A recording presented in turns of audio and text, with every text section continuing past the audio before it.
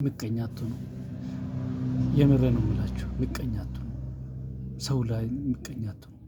በቃ እንዴ ምንድነው? ቆይ እየተካሄደ ያለው እንዴ ሰርተን እንለወጥ እንጂ ወገኖች። ምንድነው እንደዚህ በቃ እንዲህ መያያዝ? እሱ እክሌ ነው እንደዚህ ነው ይሄ ማራ ነው ኦሮሞ ነው ዘረኛ ምንድነው? አሁን ሰው እኮ ነው። ምንድነው ስለ ዘረኝነት ስለምንድነው ማውራት? ፖለቲካ ሌላ ነገር፣ ምቀኛ መሆን ደግሞ ሌላ ነገር። የትኛውም ቦታ ብትሉ ኦሮሞ ስለሆነ አይደለም፣ አማራ ስለሆነ፣ ትግራይ ስለሆነ አይደለም። ምቀኛ ሁሉም ቦታ አለው። ወንድሙ ላይ ምቀና፣ አባቱ ላይ ምቀና፣ ጉደኛ ላይ ምቀና፣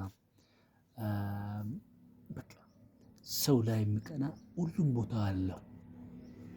ስለዚህ አእምሯችሁን አጽዱ፣ ክፉ ነገር አታስቡ። በቃ ስትተኙ መልካም ነገር ብታስቡ ምን ችግር አለው? እኔ አሳካለሁ ብትሉ ምን ችግር አለው? እንዴ ክፉ ነገር ከምታስቡ መልካም ነገር ብታስቡ እኮ ችግር የለውም። አሁን የትኛው ነው የሚሻለው? በጌታ እስቲ ራሳችሁን ጠይቁ። በእግዚአብሔር ራሳችሁን ጠይቁ። ምንድነው ስንት በቃ መልካም ነገር ዳና ነገር የሚያስደስት ነገር ካል እያለ እናንተ ክፉ ነገር የምታስቡ። እኔ ለምሳሌ በቃ እንትን ጥሩ ስልክ ስለሌለኝ በሚገባ በቃ በሚፈለገው መንገድ ቪዲዮ ላሰራ እችላለሁ፣ ግን በቻልኩት መጠን ይሰራሉ።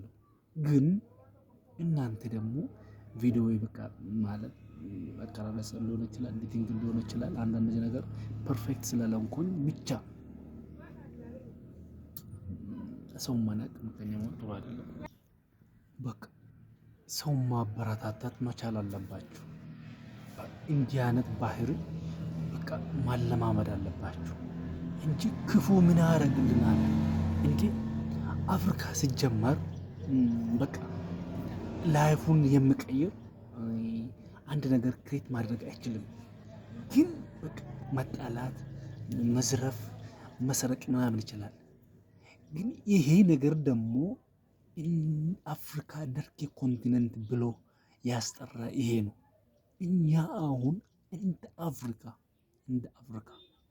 ስራ ላይ ትኩረት መስጠት አለብን እንጂ በቃ እንዲህ ሙስና፣ ዘረኝነት ምንም አያደርግልንም። በቃ እውነቴን ነው የምላችሁ፣ ከውስጤ ነው በቃ ተሰምቶኝ ነው ይሄን የምነግራችሁ።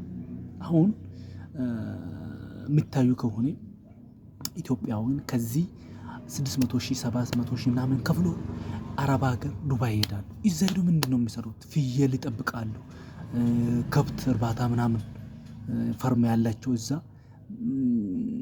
እንትን ነው የሚሰሩት። ከብት ጥበቃ፣ ግመል፣ ፍየል ምናምን ነው የሚጠብቁት። እንዴ ምን አይነት አእምሮ እንዳለን ብቻ እስቲ አስቡት። በጌታ እዚህ መሬት ሽጦ ከከተማ ቤት ሽጦ መኪና ሽጦ ይሄዳል። እዛ ደግሞ ፍየል ነው የሚጠብቁት።